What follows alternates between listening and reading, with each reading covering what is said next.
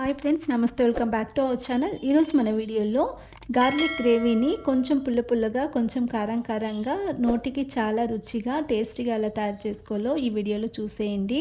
ఈ రెసిపీ అన్నం, చపాతీ రెండింటి కూడా చాలా బాగుంటుందండి. ముందుగా ఇక్కడ 3 వెల్లుల్లిపాయలను పైపొట్టు తీసి ఈ విధంగా 1-2గా దంచి తీసుకోండి. మరి మెత్తగా దంచకండి.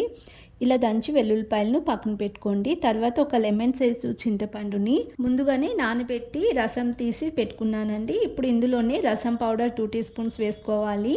రసం పౌడర్ లేనట్టయితే 1 టీ స్పూన్ కారం పొడి, అలాగే 1 టీ స్పూన్ ధనియాల పౌడర్ని వేసుకుని మిక్స్ చేసుకోండి. ఇలా రసం పౌడర్ ముద్దలు లేకుండా మిక్స్ చేసుకుని పక్కన పెట్టుకోండి. తర్వాత స్టవ్ పైన ఫ్యాన్లోకి ఇక్కడ 2 స్పూన్ల వరకు ఆయిల్ వేసుకుంటున్నాను.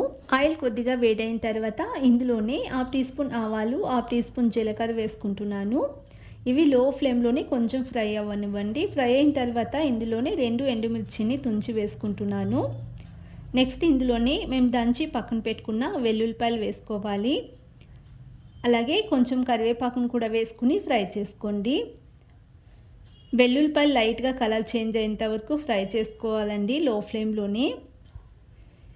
మరి ఎక్కువగా ఫ్రై చేసుకోకుండా లైట్గా ఫ్రై అయితే సరిపోతుంది. ఇందులోనే 2 చిటికెల ఇంగువ వేసుకుంటున్నాను. అలాగే ఒక 1/4 టీ స్పూన్ పసుపును వేసుకుని మిక్స్ చేసుకోండి.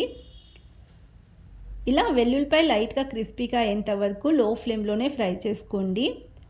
ఇలా ఫ్రై అయితే సరిపోతుంది. ఇందులోనే ఒక మీడియం సైజ్ ఉల్లిపాయను పొడవుగా చిన్నగా కట్ చేసి వేసుకోండి. ఉల్లిపాయను ఎక్కువగా ఫ్రై చేసుకోకూడదండి. ఈ కర్రీ రైస్లో తినేటప్పుడు మధ్యలో ఉల్లిపాయ కొంచెం తగులుతూ ఉంటే చాలా రుచికరంగా ఉంటుంది.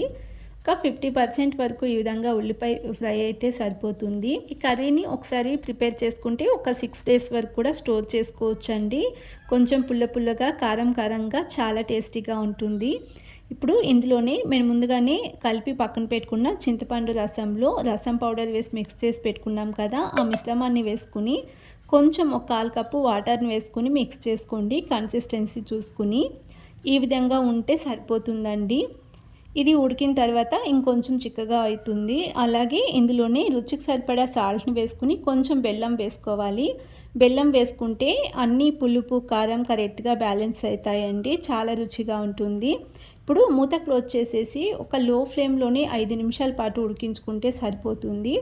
ఇలా కర్రీ బాగా ఉడికిన తర్వాత ఇందులోనే చిన్నగా కట్ చేసుకున్న కొత్తిమీరని వేసుకుని మిక్స్ చేసుకుని స్టవ్ ఆఫ్ చేసేసుకుంటే ఎంతో రుచికరంగా ఉండే గార్లిక్ గ్రేవీ రెడీ అండి. రెసిపీ నచ్చినట్లయితే ప్లీజ్ లైక్ చేయండి. Thanks for watching.